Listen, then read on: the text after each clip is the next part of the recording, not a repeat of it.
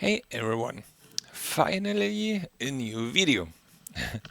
I wanted to show you a new feature today, and some of you already know about it because I asked some of you if you would like to have a logistic feature which lets you sort your items magically. And a lot of you said, yeah, this would be a very cool convenience feature. And I want to show you how it works. Yeah, maybe even something more. So we have a base. Um, it doesn't need to be a base. It can be any structure, basically. You know this terminal already, what is currently in the game. I have to update this little tutorial screen. This got improved now. So we have three topics to cover. First of all, I split the logic into three categories. Each category is also a little bit dependent on your Patreon tier. So the further down we go, the more advanced it will be. So for now, I want to restrict it to specific levels so I get dedicated feedback for these features. So the first one is logistic scan. This is not new. This is basically what we have currently. What it does is whatever you have in your containers will be displayed on a LCD screen. So, for example, if I put gold into this container and I activate the scan, you see it will get updated here what you have inside. This is just a little convenience feature. What is different from the past is, first of all, the amount is grouped up or summed up now. So if you have more gold ingots in your scan, it's summed up. Before you had here now 4 rows showing you gold ingot 7,000. So I thought it's much more convenient to have it summed up. Second of all, there are some items in the game which have color in the title.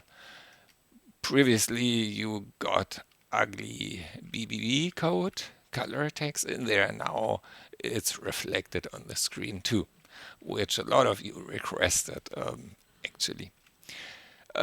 Second, about the whole structure, how do you set it up? First, you need a container and an LCD, sure. I did it like this, and you see already the improvement. Some of you will recognize it.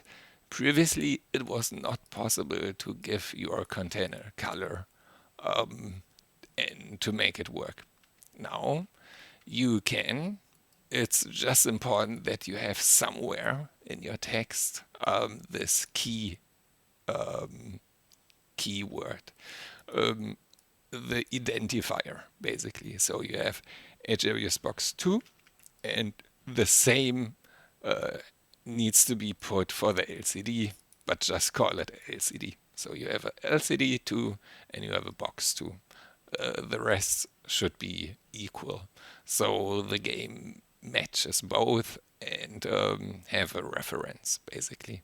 Here I did it like gold, HWSBOX 1, and here LCD 1. Okay, so this is simple enough, and this is just for your convenience HWS log LCD, where you get information if something worked or not. Just a little debug log, if you will. So this is the improved version of what we have now. Then the second thing, how do you handle items currently? So let's say you come from an expedition and you have a couple of items in your inventory. And currently you have to, let's say, label each box. So let's say in this box it's dedicated for gold ingot and starter, hover vessels, and so on. Each box has different stuff, and you had to, you know, uh, go your way through and select those boxes and put items in it, right? So what you can do now is following. You put items in a container you want to have in there. So in this example, I call the container gold and fuel. So I put gold and fuel in it. Let's say just one is enough, right? So you have a indicator what should be inside, right? So you have gold and you have fuel, doesn't matter how much. And here, let's say it's gold, only gold, right? Here is both, and here's only gold. It's a little bit tricky because one container will be filled first, and then the second one. Let's do it for now. Let's see what happens. So you have these boxes indicating what resource should be go where. But to not do it yourself, what you can do now is you have one HWS sorter box. Maybe I need a better name. But basically, a container, you throw everything in it, right? Just everything. Zack. And the script, the sorting feature will now automatically fetch items from this box and look where your containers have items in it which match, basically. So if I click sort now, what will happen? First of all, you get an output, what happened. So gold and fusion cells were moved from HWS sorter red because I made it red, the container, and it is telling you where it went to. So as you can see, he first tries to fill up one container. So this one first, and if this is full, he goes on to here. So if we want something colorful in the container as a test, let's grab the starter blocks just because they have color titles.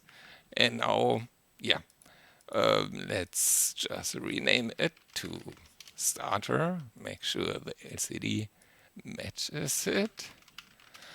All right, and now we click sort. And now you see it's filling the HWS1 box with those two starter blocks. So they are now here. Taking from the HWS sorter container. Pretty simple. You just need to have one container. You throw everything in it. Doesn't matter. Any item you want. And then let the feature, the script handle the rest. It's really just important to put one item at least of its type to a container you want to have it there. And then, the script will do the rest. So it's filled with these items now, taken from here with a lock. All right, this is easy enough. Of course, you can change the size here if you want and the color. Just make sure that if you run the script again, sometimes more items will be filled here, so you might adjust the size again. Okay, so this is, I think, already a huge improvement. from doing it manually. Imagine you have all these containers with different items you put in there, and then it's just enough to drop all your items in one container. By the way, you can also have multiply HWS sorter. Just make sure to give it also a unique name, right? So 0, 1, 2, 3, 4, and so on. Yeah, just give it, so it needs HWS sorter in the name, but then just give it an index again, like the HWS boxes, 1, 2, 3, and so on, so the game knows. So, for example, if we have the fuel cell here, and this sorter, and I run the script, it knows it's from the 0 sorter and the 1 sorter. So it's fetched from both and delivered here. Okay, easy enough. The last feature I added while I was on it, I thought, is if you come back from an expedition, it's the same, right? Or even more tedious to go to your ship, go open the containers, and then you not only have to switch here all your containers, click one by one, but also toggle between your base and your ship and back and forth, right? So instead, what you can do now is you have a ship, doesn't matter, capital vessel, small vessel, hover vessel, and all the items from your expedition can also go to HWS sorter containers. You just have to call them HWS sorter, and again giving them an index, 1, 2, 3, 4, and so on, and you put everything in it. So in this case, the starter blocks and stuff we put in these containers previously. And if we trigger now the third feature, doc sort, what will happen here is you get an output. The items will be fetched from the vessel and put into your containers you want. So if you check here, this is still remaining because we didn't put it somewhere. So let's grab a sample of these so the feature knows where it should go. So let's say here, and if we trigger it again, and these boxes are empty now because from the docked vessel, it went to the containers. Yeah, that's basically it. I think it will save you a lot of time, and I think makes it easier. Again, it doesn't matter where. It can be also your own base, of course. It doesn't need to be obviously a residence. And these HWS terminals can be also put on vessels, right? So you can do exactly the same setup here, where, let's say, you have an LCD, one, and you have an output, because it's always great to have a logs, so you know what is going on. And then you have here your HWSBOX 1 mapping to the LCD, and here you have your sorter, doesn't matter the name. All right, so what is just important now to keep in mind, because this is now a good example, to trigger the feature, you have to be in the bounding box of the structure.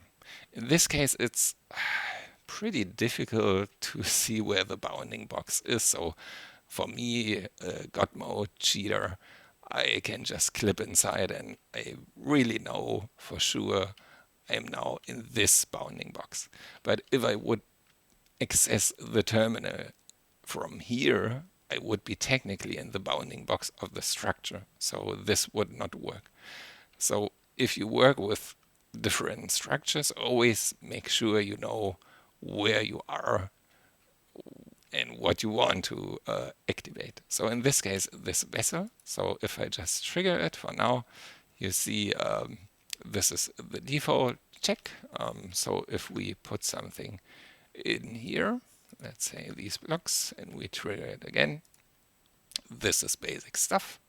So we know what is inside. But if we want the same logic, so if we grab some of these, let's say some of these, and we don't want to care about it, so we drop everything we have in the sorter, so it can deal with it. We can just trigger it, so you can see, and yeah, so it's doing the job for you and putting everything from the sorter into the container, the items at least which were already in it. Yeah, and same logic now from here can go to here again. Again, now I'm here in the bounding box of the structure, so I can trigger it, but in this case, I already fetched all items. Yeah, I think it's pretty easy to understand, easy to use. So how do you get this terminal? There are two ways, or maybe more. The simple, the easiest way is to become a patron. So you get one for free each season, depending on your tier, on ECC EGS HQ. But there are also terminals you can get by reward, be it an event or in the future Stargate missions, or of course other players who gift you one terminal. At least if you want to have one physically on your own base. If there is already a terminal at a base, you can use it. You don't have to be a patron to use it. This is really just to get the device physically yourself, but using it is free for everyone. So yeah, it's a little convenience feature, and yeah, I hope you like it and saves you some time sorting all the items. All right, that's for now, and see you next time.